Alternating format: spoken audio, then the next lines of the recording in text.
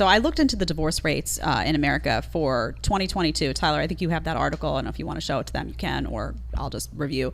Some interesting statistics, though, because I think it's often talked about. People are afraid to get married. They're like, oh, everyone's getting divorced. Everyone's getting divorced. Well, let's look.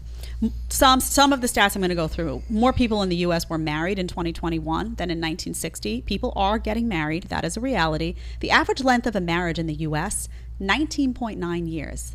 That's a long time. That's not like boom, boom. That's 20 years of time put in. Many people believe that the divorce rate is around 50%.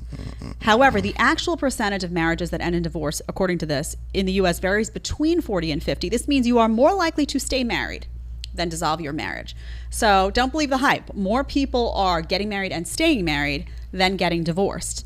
And also, since 1990, there has been a downward trend in divorce statistics. So it's going the other way. It's actually not the case that more people are getting divorced. Actually, less people are getting divorced. The divorce rate today is lower than a decade ago. And I think there was something about the pandemic. Oh, during the peak of COVID-19, interesting, the number of divorces fell by 12%. Yeah. That's a lot, which you would think. I actually thought about it. I was like, well, everybody was home driving each other nuts. Yeah. On the one hand, you're like, wouldn't they have just driven themselves crazy and been like, get out of here? On the other hand, did it create more stability? I don't know. That's an interesting one. Yeah. So give me your thoughts on divorce. And also, what do you say to people who look at the stats, and even if more people are staying married than divorced, they still feel like the numbers are really high and the odds are against them? I'm so sorry, Jedediah. While you were talking, I was making all these sounds because I'm so freaking. You don't understand how passionate I am about this subject matter. I did a video a couple months ago called the 50% divorce myth and why did I get married. And obviously, you have the red pill extremists who always want to come on the comments and spew their negativity and disgusting rhetoric, which I never read. So this is important. Whenever you get those guys on that side of the internet to come to talk about marriage, they always say, well, the divorce rate is 50%, the divorce rate is 50, 55, 60. They're always giving you these high numbers. And then you actually do the studies yourself. And what you find is actually the divorce rate was at its highest in 1970s. Why was it at its highest in 1970s? There's many reasons why, we can get into it. But one of the key reasons was because 1970s was the creation of no-fault divorce. That's when they, for the first time, implemented the rules where people can get divorced where you can never get divorced before. So what happened? The rate shot up. It was a new technology, and they call it technological shock. When you introduce a new technology to any experienced society, it causes different rates that the technology affects to increase or decrease. Ever since then, divorce rates have been dropping, especially since the 90s. Divorce is not the way it was before. But I remember people who quoted the divorce rates book. I had a human sexuality book for the 1990s, and it quoted the 50% divorce rate books. So people are always quoting these old APA, American Psychology Association studies, which were done back in the 90s. You know what I mean? So people watch these content creators. And these content creators spew their cynicism and their negativity about divorce, and they don't even have the data. Any objective person who's actually looking at the data, such as a woman such as yourself, knows the divorce rate is going down. And there's 75 different reasons why it's going down, but it's going down.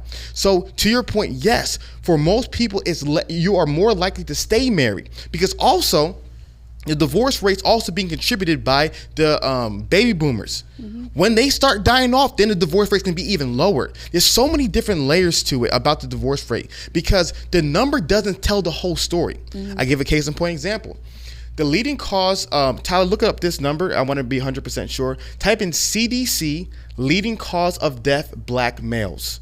I want you to look up this number because I want to show these numbers for you. I don't want to just talk about it. I want to show these numbers to you. And it should be a CDC article. It should be like the first one, the CDC. Yeah, that's perfect right there. Scroll down, right there. I feel like I'm Patrick Bet-David right now. Look for 18. Look for 18 through. It should be the younger group. If you keep on scrolling down. Yes. Okay. So what's number one for 1 through 19? Homicide 35.1, all the way through. Number one all the way through. There's just one through 19. It's 35.1. And that's homicide. Go to number 1, 20 through 44. Homicide 26.1. All right. So we see the leading. I'm gonna bring this all together. So please bear with me. The leading cause of death in black males 1 through 44 is homicide. So I can say right now the leading cause of death in males is homicide. Now go to leading cause of death Asian males CDC, and let's look at that. Bear with me, everybody. I promise you, it will all come together. Audience is like, where's he going with this? Where's he going, Hafeez? Yeah. Same CDC article by age group. Thank you, sir. What's number one? Suicide, 23.1%, and then when you hit 20, it's unintentional injuries. So where's homicide from 1 to 19? Homicide is number 5, 5%. 5%. What's homicide in 20 through 44? Is not even top 10. Yeah, all right. Excuse me, it's number 7. Okay. 4%, yep. So let's break down what just happened. I could have easily said to you, well, the leading cause of death in males is homicide, and showed you the black numbers. And you're like, oh, wow, oh my gosh, 35% of men between the ages of 1 to 19 are dying of homicide? Oh, wow, 24 to 44, majority of men between 20 to 44 are dying of homicide? But the numbers don't tell the whole story, because the whole other ethnic group that doesn't struggle with that. You go to the Asian community, the homicide is not even in the top 3. Right. So what you realize is the general numbers don't speak for specific individuals. It's irrelevant. It's irrelevant. In the black community, homicide is a huge thing. That's one of the leading ways you're going to die. Number 1, 0 to 44. The Asian community is like number 5. So you can't use a general number and apply it to every distinct individual community. How does that apply to divorce? What is the divorce rate? The divorce rate is a general number for all Americans, all ethnicity, all religious background, all socioeconomic backgrounds, all idea. It's just a jump. What does that mean? Right. So you have to get to the why. You have to get to the why. So is the divorce rate for college-educated women the same divorce rate as non-college educated women? Is the divorce rate for Asian Americans? Type in the divorce rate for Asian Americans so the people can see it. Is also by age, younger people. Exactly. I think the highest divorce rate is people who get married very like young, 18, very, 19, very young. yeah. So let's pull up the divorce rate for Asian Americans. So we can go ahead and see that real quick. Let's see here. Asian and Pacific Islanders.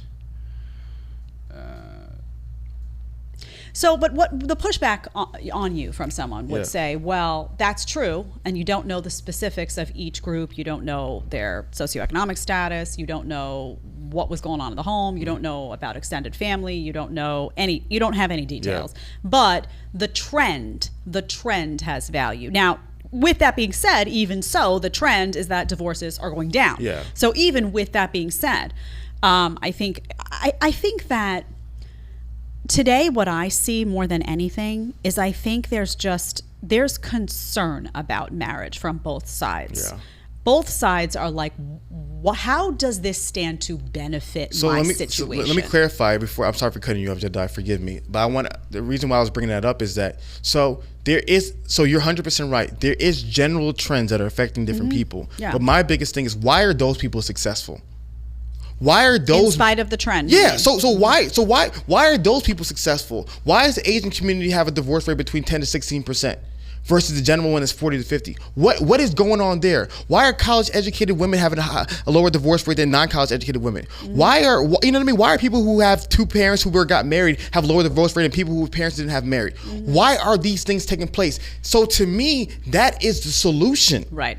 Let's study those where it's working and replicate the success in today's society. Yeah. As opposed to complain about the problem, let's figure out why. What's working. Right. Let's figure out what's working. Well, that doesn't make a very good talking point now, does it? Doesn't make a good talking point. That's the problem. If you want to watch the full episode, click right here. And if you want to ask me a question, talk one-on-one, send me a FaceTime video, join a video with a group of your friends and me, you got to download Connect and you got to join me there. It's going to be really hot.